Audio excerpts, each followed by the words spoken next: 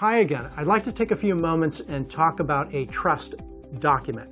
You may have heard about a trust, but you don't quite understand what it is and how it works and how it's put into effect here. Specifically when we talk about estate planning documents in general. As we understand, traditionally, people would prepare a will, and they would have this written document that would be prepared and available for their family if they did pass away. And it would indicate what should happen if they pass away, who should obtain their assets upon their death, and who should take care of that responsibility. But the problem is, more to date, is that having a will alone requires probate, as I've spoken about. We don't want to go through probate. So more and more what people are doing is they're taking another step when they're preparing their estate planning documents, and they're preparing another document we call a trust. And basically a trust is a contract. It's an agreement that's set up by the person who would typically set up the will. And it's set up during the person's lifetime to reflect what should happen upon their death, who should succeed to their assets upon their death. But the difference between a trust and a will is that the trust takes effect upon signature. And this trust is a living document that will remain in effect during this person's lifetime and up until this person's death and beyond the person's death. The important part of the trust is that the assets that the person owns have to be titled in the name of the trust. That is most important. The trust is only as good as the assets that are titled under the name of the trust.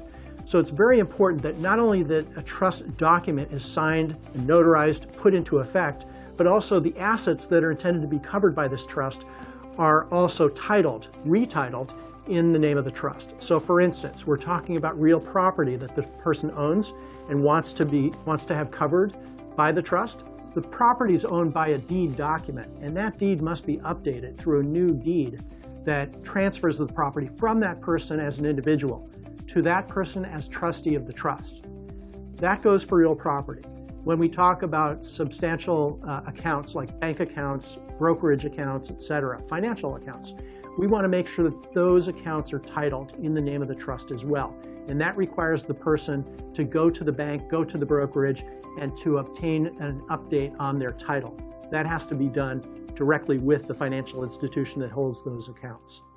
So we talk about having a trust in place during the person's lifetime, and if it is set up properly, that trust will take away the need to go through probate upon death, because all the assets will be titled already in the name of the trust.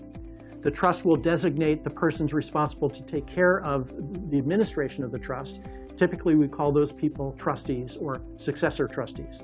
So in place of having an executor under a will, we have a successor trustee under a trust. And that person will make sure that all the assets are accounted for and will liquidate assets if need be and make sure those assets are distributed to the rightful beneficiaries.